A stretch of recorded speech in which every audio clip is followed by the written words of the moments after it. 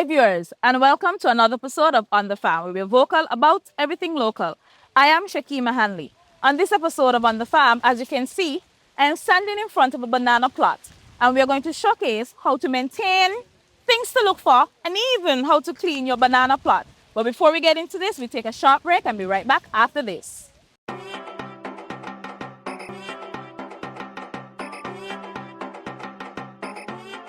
My name is Quincy Bat. I'm the Plant Health and Plant Quarantine Officer.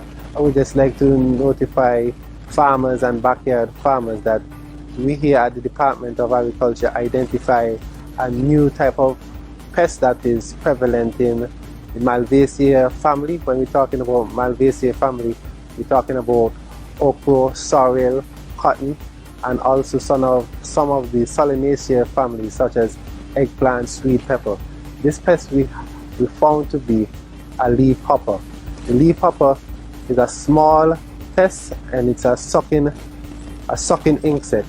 This sucking insect serves as a vector for a virus that affects these host plants. So the pest, it's green, pale green, and it has flying capabilities, and it's very, very prolific. Signs and symptoms of the pest is that it sucks the plant and transmits a disease, and this disease you can see crinkling of the leaves, yellow lesions of the leaves, and necrotic lesions, and it affects the yield significantly. So once you see that in your okras, your sorrel, eggplants, give us a call and we're able to give you guidance on how to control this pest. Thank you.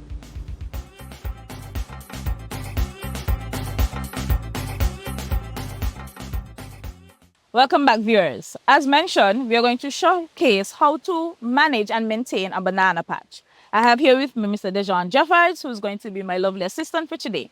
Before we get into the whole bunch of it, we're going to explain how should a banana patch look in terms of colonies. So looking at this, it's overcrowded. In every segment, you should have just 3 plants: the mother, the daughter, and the baby. If you have additional plants around, some of these plants can be water suckers, and an overcrowded population can also reduce the yield in the sizes of the hand that you get.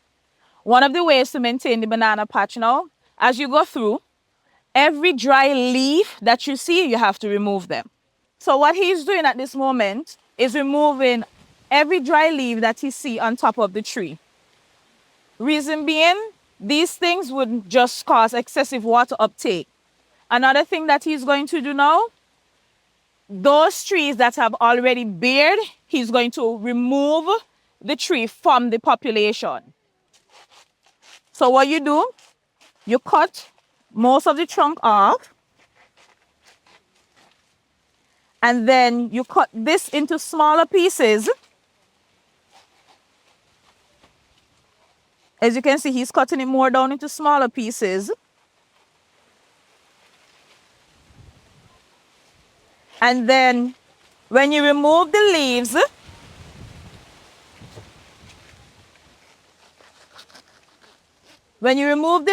you ensure you turn the leaf down mid-rib. This is the mid-rib.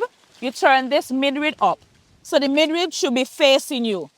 This is to eliminate, in the event there are any diseases that is on top of the underleaves, it prevents it from dispersing and also moving on to the other plants. One of the things that we also would advise you to do is cut the leaves into smaller chips. So we're going to cut the leaves into smaller chips. Place mid-rib up.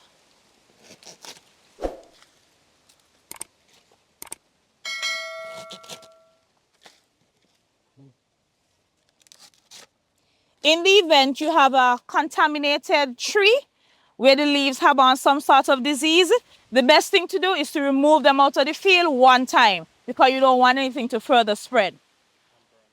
And then you burn. Ensure that you burn them. Looking at this now, as you can see, this hand,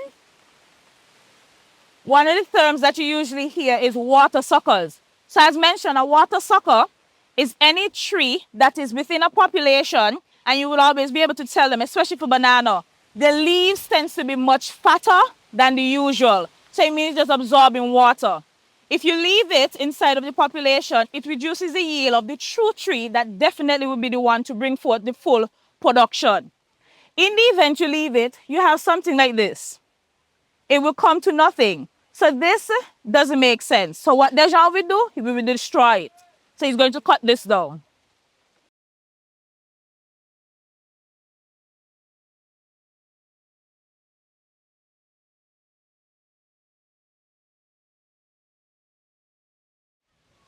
When you cut him, we would advise you to go as low as possible. So you could definitely leave little to none of the crop, of the tree. And remember to cut it up in smaller pieces.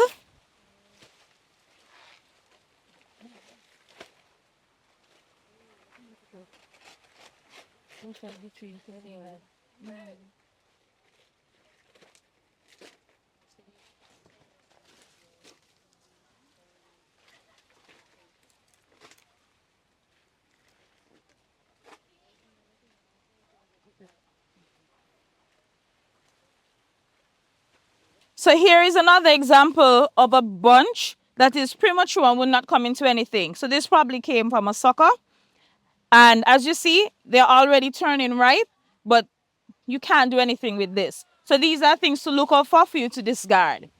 The other thing to pay attention to, people usually think that fruit trees don't need fertilizing. However, they do, but not as often as a crop. So in regards to a banana tree, if you're using NPK, you can give them a little fertilizer every 3 months. If you're using manure or organic material, you can definitely fertilize them within every month and a half to 2 months. In regards to watering, you can also set up a drip irrigation system in your banana patch. As you can see here, they have their drip system happening here. You can water 30 minutes a day, 15 in the morning, 15 in the afternoon. If you have to do it manually, you can still do the 15 minutes of water in a day and ensure that the plants absorb as much water as possible. One of the things that you also have to do, this at the end, this is where your bunches would establish from at the beginning. What you do, you ensure first, there are 2 ways you could determine when you have to remove this. You can ensure that all of your hands are established like this one, or you can wait until the flowers that is usually at the end falls off. But in the event that your hands are fully established and the flowers are still there, you can manually remove them and then you remove this. If you don't remove this, all of the nutrients that is needed to feed your bunches so you could get a mature bunch or a very big bunch would go into this. So this would absorb what this needs to get. So the best thing to do is remove it. Dejan? And that's it. As you can see here, this tree has already tilted over. The good thing is the bunch is ready. In the event you have a tree that falls over like this, maybe the wind was too strong and it may bend or break, one of the things that farmers would do is price it up. So you ensure that to keep the bunch from off the ground, you put a stick or something here to keep the bunch off the ground. As mentioned, this is ready. How do you know when a banana bunch is ready? You look at the coloration. One way is looking at the coloration. If you realize that the hands or the fingers are moving from dark green to yellow or light green, then you know this is ready. Another way to tell that when a bunch is ready, when you realize the veins, you know bananas usually have 3 basically established veins. Once you see the veins are very prominent and fully segmented, that's when you know that the bunch is ready as well. If you want it to be a ripened bunch, then once you realize you start to see the first yellow fruit or the coloring of the yellowing coming into play, you can harvest because you're going to get a ripe banana. In the event that you want it to be a green banana bunch, once you realize that it's full and most of the flowers or all of the flowers drop off, then you can harvest it. The same thing for ripe. This one is ready. It's just that it doesn't have any yellowing, but the flowers are already dried off and they're ready to harvest. So he's going to show you how to harvest a bunch of bananas. Okay. So now that we have harvested the bunch, lovely bunch, so we are showing you an example of what would be considered as a ripened banana bunch, which is the fatter one, and then the other one, which is very full. Even though the hands are not that big, you can use it as a green banana bunch. Now that we have harvested, he's going to cut down this tree. There is no reason why this tree is here. He's just going to suck water unnecessarily.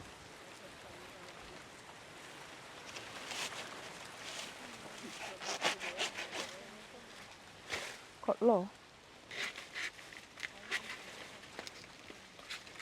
And as mentioned before, you ensure that you chop it up into smaller pieces.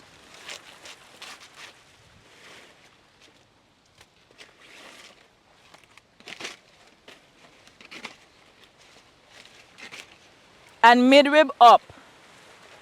And then you dispose it with burn it out. Yes, if it's sick, you have to dispose it right away out of the field, burn it. If it's not sick, some people can use it as mulch to retain some moisture around the trees.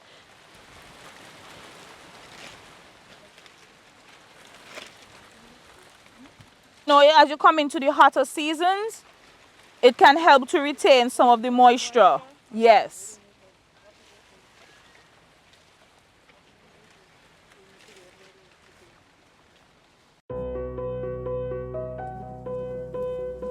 It's a universal principle of life,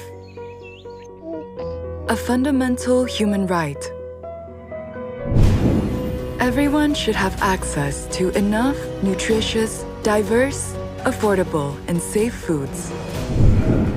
It starts with nature, a journey from our farms to our tables, where we come together to celebrate our cultural identities. World Food Day.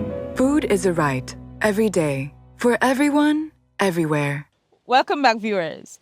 I have with me the quarantine specialist, and his task today is to tell us what pests and diseases that you will find affecting banana trees. Quincy, welcome to On the Farm again. Yes. So tell the viewers, what are some of the pests that they can see on banana trees, what to look for? Yes, so there are a few pests and diseases affecting bananas and planting. We'll take a look at certain insects that affects bananas, diseases, both bacteria, fungal and virus, and rodents as well, and some control methods that we can take to help to prevent and help to alleviate some of these diseases, pests and diseases. So one of the most common diseases that we see in bananas, and it's an invasive species that just introduced to the Federation of St. Kitts and Nevis, is the black cickatoka. This is a leaf spot disease. It is a fungal disease, and the symptoms are dark leaf spots that affect the photosynthesis and thus reduce the fruit yield. Also, there is yellow sticker toka, also a leaf spot disease. However, it is less severe than the black cickatoka. We have anthracnose. This is a fungal disease that affects fruits, causing sunken black lesions. Bacterial disease. We have moko disease. The bacteria disease is spread by an insect and cause wilting, leaf yellowing, and fruit rotting. Bacterial wilt, similar to moko disease, it's also caused by a bacteria and can lead to plant death. We have a plant quarantine pest, Fusarium wilt race 4. This is a very devastating disease affecting bananas. It causes wilting and will eventually lead to death.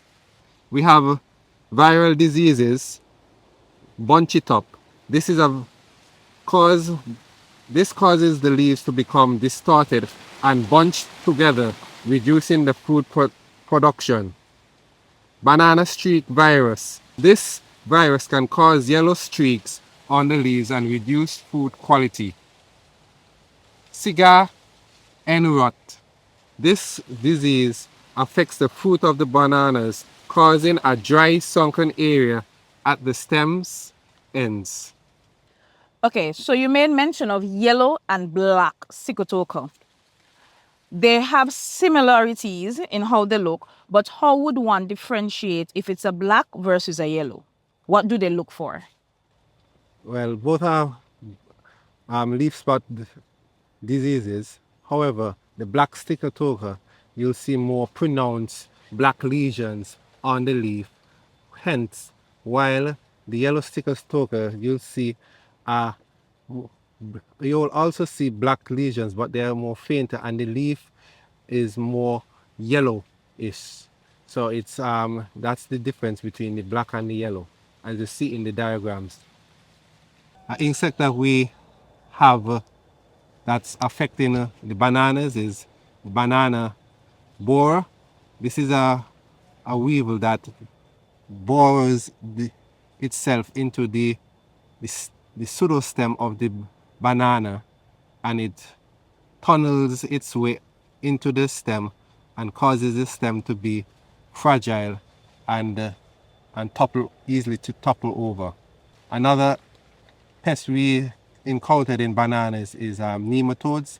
These are small microscopic worms that live in the soil, and they affect the roots of the banana plant. How would you know when it's a nematode? Can you tell from above the soil? How do you know when a plant is affected if it's soil borne? If well, once the plant will, when you testing for diseases in bananas, we always try to do a destructive sampling. So if you see it start to wilt and yellow, we could pull up uproot the banana trees, and if you see the stem, the roots of the banana trees all knotted up, it's a possibility that there's a nematode affecting your bananas. You could carry it to the lab, and we could able to detect whether it is a nematode. And what signs do you look for the borer? The borer, Yes. signs for the borer is you'll see small little lesions in the stem of the plant. You'll notice your bananas trees, regardless they're getting the right amount of nutrients, there's not so much high wind, but you still see them toppling over constantly, then that's a sign that there's a possibility of banana borer. Okay, what are some of the treatments that you can do for the disease and the insects? We try to go with a integrated pest management approach. First, we do prevention. We gotta we we got to modify the habitat of the environment, making it less likelihood for pest and disease to proliferate. So you follow the steps that was shown before in management of banana trees. That's the first. That's the first step. Also, we have to do scouting. Just go into your fields on a regular basis to see what is good from bad. And once you notice that there's certain changes, you go on to the next step is identification. You, based on the knowledge you gain here, you try to look at all the common pests and diseases that are affecting the banana, and you make sure that you know to identify them. If you're having problems, you could call your extension officer, and they would be able to help you identify them as well. Then once you already able to identify them, you have to determine your threshold level to say, all right, when I go through my banana trees, I just only seen one leaf affected, and you could determine the level of severity it is. So it is um, the whole area infected, you're able to have to do a control method. So first you establish a scale rating to say, all right, I could tolerate 10% of infection. Anything above 10, I have to do the control method. So now we're getting into the control methods. Control methods, you can do a non-chemical approach by pruning, pruning for some of the disease, the fungal diseases, such as the yellow cicotoga and the black cicotoga. Uh, and you can, however, in pruning, you have to make sure that the weather conditions are correct. Don't prune when the weather is you just have heavy rains, because it will able to um, proliferate the disease better. So when pruning, you have to use alcohol, at least 70% and above. The stronger, the better. And this enables to kill any diseases that is on your tools. So every time you um, treat a banana, you have to sanitize it. So you get a cloth. Sometimes you could get a spray bottle with the alcohol, and you spray it on to your thing, and you just wipe it, and then you prune. Next thing you have to take in consideration, field sanitation. Any disease unaffected plants, you get rid of them out of the field.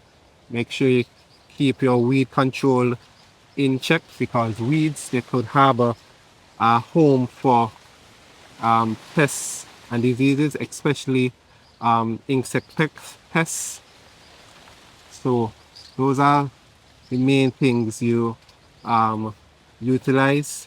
Also, as a last resort, you can use pesticides, fungal pesticides, to control the fungal diseases of a copper base. And we also have biological fungicides such as Senrigade, that uses a bacillus strain to control the disease. And always keep your records and your evaluations to see if your field is improving. That's how you apply the integrated pest management strategy to combat some of the common diseases, pests and diseases. All right. Well, thank you, Quincy, for informing the public about what to look for. And early detection is always best, so that they can try their best to preserve as much as possible of their banana plots. Fresh local fruit and vegetables produced for our nourishment. Buy local, eat local. And there you have it, viewers. Another episode of On the Farm. We're vocal about everything local. Just to recap this episode, we showed you how to maintain pests and diseases to look for in a banana plot, and how you can water, fertilize as time goes along, so that you can have the best production ever. Until next time, I am Shakima Hanley. Bye.